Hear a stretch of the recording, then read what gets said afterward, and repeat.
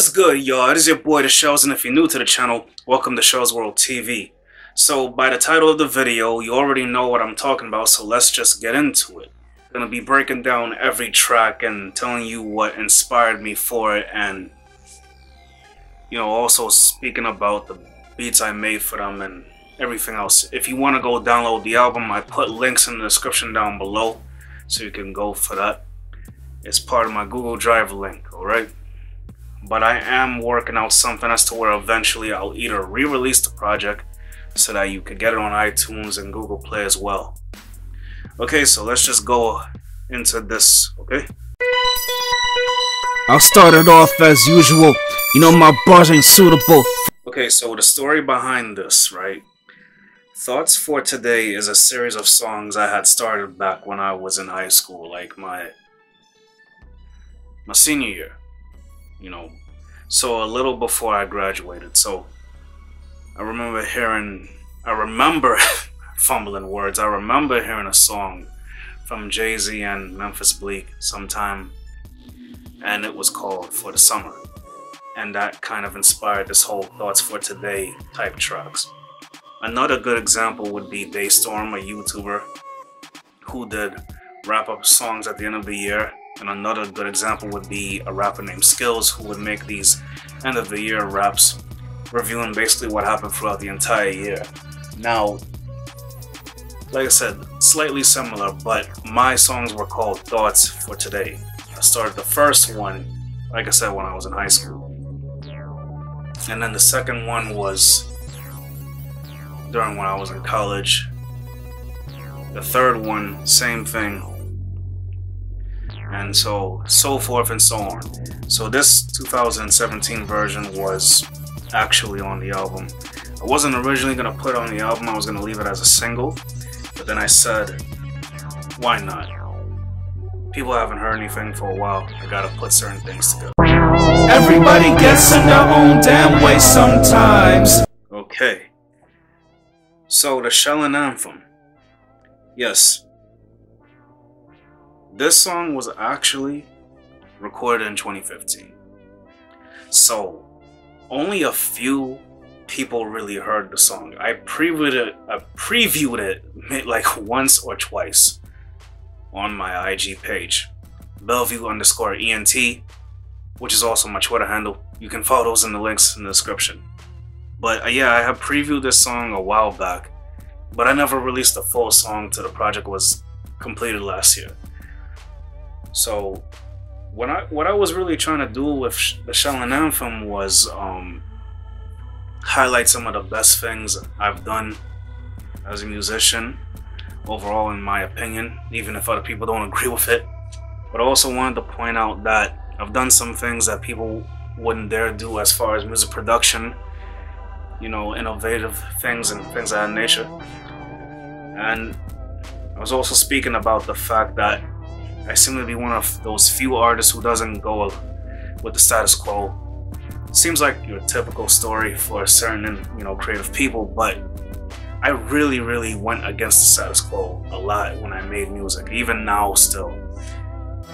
I made like one radio sounding hit in a long time, for the internet especially, but yeah, that song was me going against everything that was current and so-called accepted, and a bit of a controversy in there, especially in the first verse. But yeah, it is what it is. And so I don't apologize for it, and I will never apologize for speaking my mind on tracks, period. It's just not something I do. When I made the beat, it was something atmospheric and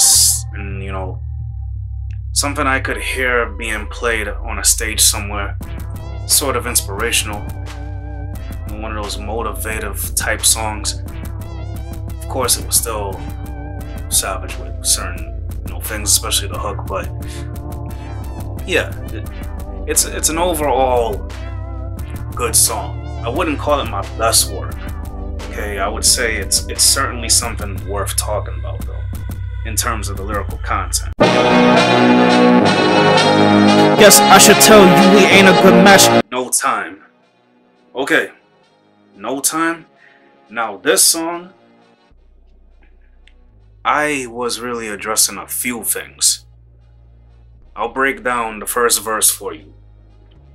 I was basically talking about certain situations that had came up in my life recently.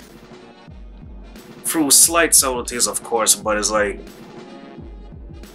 I feel like anyone who's close to the situations, they know what it is.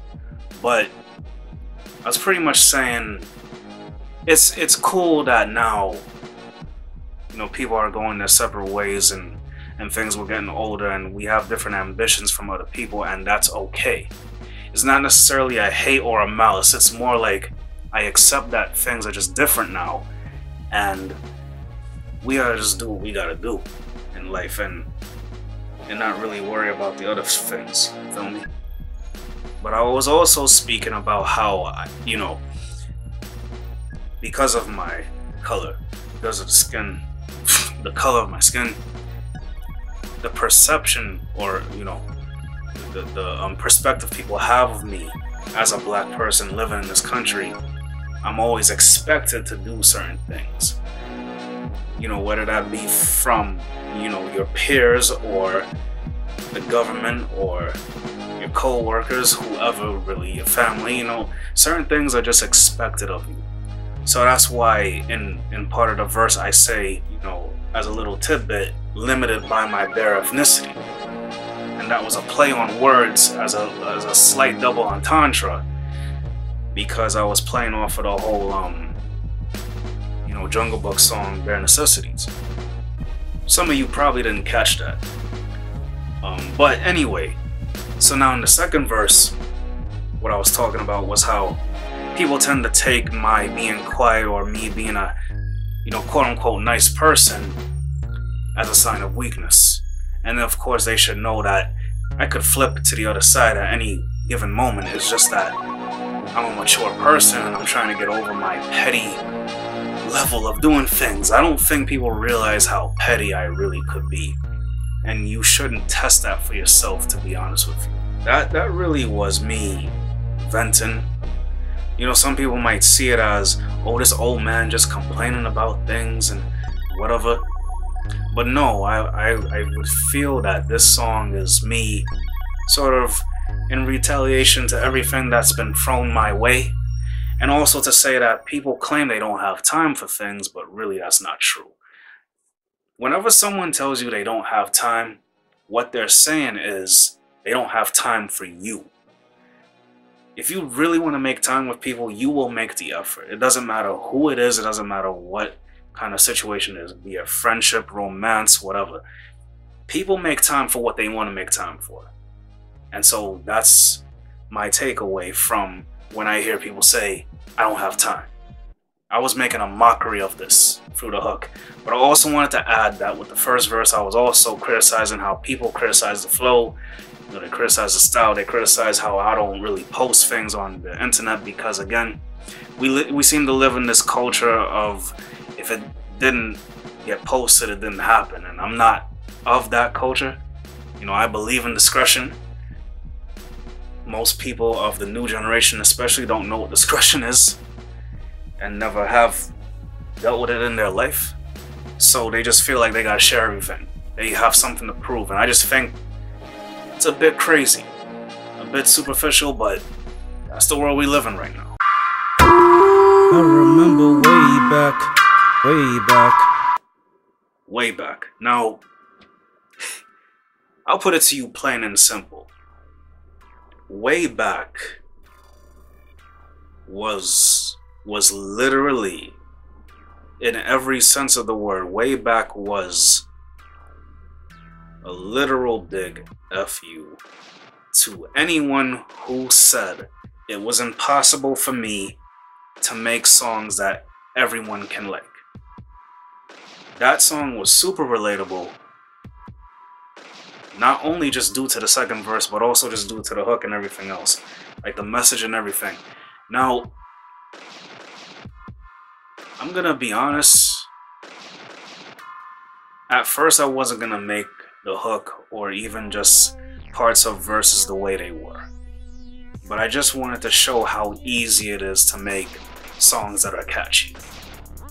And to show you that it's not impossible, even for someone who is considered super lyrical like myself, you know, to be able to do a song like that. So I don't want to hear any more talk about why you don't do certain songs like this. It's really not impossible. It you know, really, it almost took no effort to write those lyrics.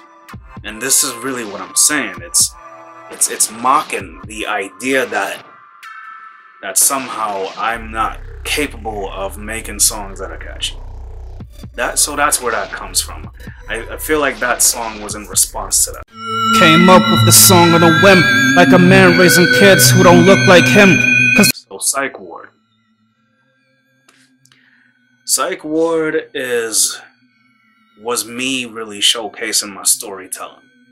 But it was also, again, talking about certain subjects that, you know, otherwise would probably not get spoken about on any other kind of record. This is definitely not one of those radio-friendly type songs, and I certainly wouldn't want anyone to hear it on the radio. It's a song that you receive if you're very open-minded and you can get that message right away.